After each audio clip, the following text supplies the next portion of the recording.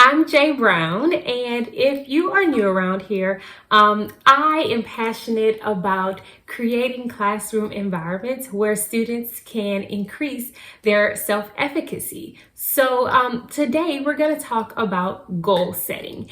And one way that students can increase their self-efficacy, their self-concept, and have a positive math identity is through goal setting, which is why goal setting is so important. And it's one of the major reasons why I love helping students to set goals. I can remember, believe it or not, I was a basketball player. I played basketball maybe from like the age of 7 years old to I think I played my 8th grade year in middle school. But I can remember growing up playing basketball, and every season I had a goal to have more shots, like have more points accumulated throughout the season. And I could probably count on one hand the number of points that I scored throughout my whole career playing basketball. But I can also count the number of times I actually went outside to try to work on perfecting my shot. So because I had this goal to do that and that didn't happen, I just concluded that I wasn't a great basketball player and that basketball was not for me. This is what can happen with our students. If they think that, if they're not setting goals and they are just trying to improve in math with no strategy, and they keep experiencing what they think is quote unquote failure, then what happens is that they just conclude that they're not a math person, they're not good at math, and so they give up.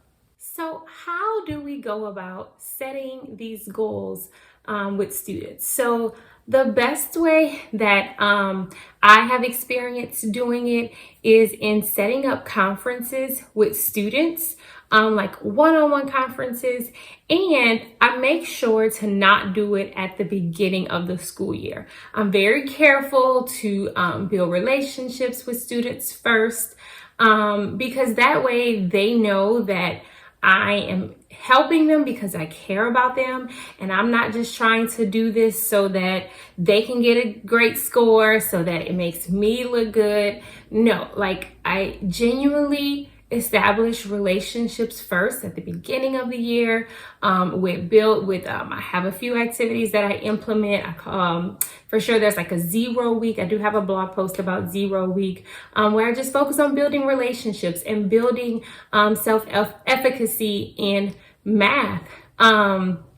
Doing a student survey to build relationships. I have blogs about all different types of ways that you can build relationships with students first and to build that self-efficacy. But we want to make sure that that foundation is laid first. And then you want to look at some summative assessments, maybe from the previous year. You want to look at some formative assessments, because we also want to give students a chance to show to take a few assessments so that we can kind of see where they are. Because when you conference with those students, it's going to be really important to look at a variety of data points to kind of conference with that student and say, okay, this is where we are with this. This is where we are with this.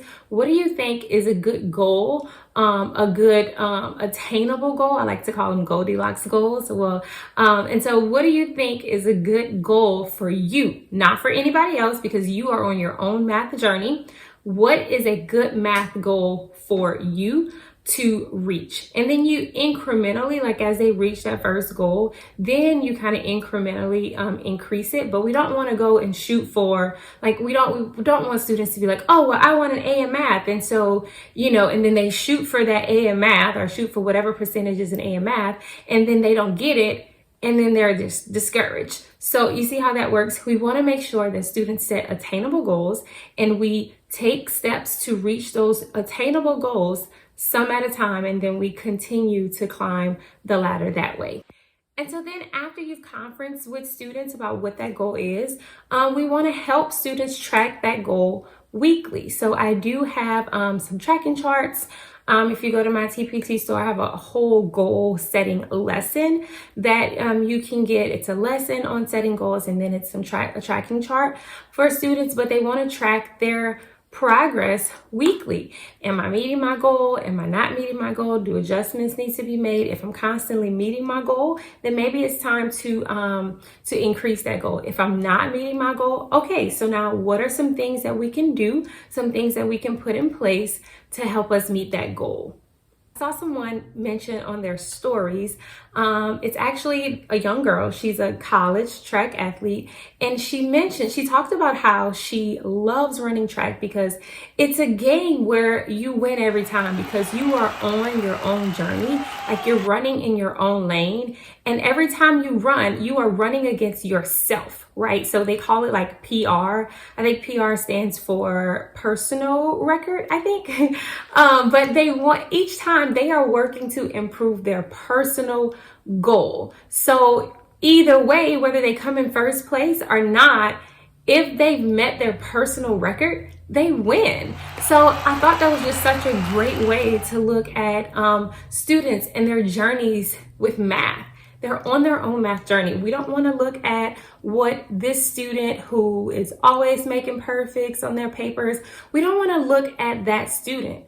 We want to keep our students focused in their own lane. So what are some benefits of goal setting? One, like I talked about before, it helps students to increase their self-efficacy. And when we look at self-efficacy, so many issues that students have in math, it's tied to self-efficacy. So goal setting helps students do that. It helps students build their self-concept, and it creates a positive math identity for students. That's what it's all about. We want our students to have this positive math identity. So when students are able to set these goals and they are able to meet their goals weekly, oh my goodness, the joy in seeing their faces light up when they go back to their seats and they pull out their tracking chart and they track their score and they celebrate. You can see them, yes. No one knows if they made a perfect on their paper or if they just met their goal, and that's no one else's business, right? So, and it helps students learn how to celebrate every win. It helps you as the teacher learn how to celebrate every win. It makes your job more enjoyable because you're not feeling discouraged, right? And it helps their experience in your class just feel more enjoyable, like you're experiencing wins daily as students make these small gains to reach their math goals. So if you are feeling discouraged, okay, I want to help you out. I have a free resource for you. If you go to my blog, jbrownedu.com, I have a free resource for you where you can first get started with implementing social emotional learning and growth mindset. It's a free resource for you to implement that in your classroom to get started. First of all, building that self-efficacy with students. And then you can also check out, as I mentioned earlier, I have a resource in my TPT store for goal setting. I've done a whole lesson for you. It's a PowerPoint ready to roll. You can just grab it and do the lesson with your students. I have the tracking charts, a conferencing schedule for you. It's all there, so you can definitely check that out. I don't want anyone feeling discouraged because our students can do this, you can do this, but it takes a lot of adjusting our mindset and our approach to how we are seeing this done. And so let's go, let's set those goals, let's celebrate every win. I think if we celebrate more, we will truly find that we'll find this experience more enjoyable. So happy teaching math and keep the joy alive.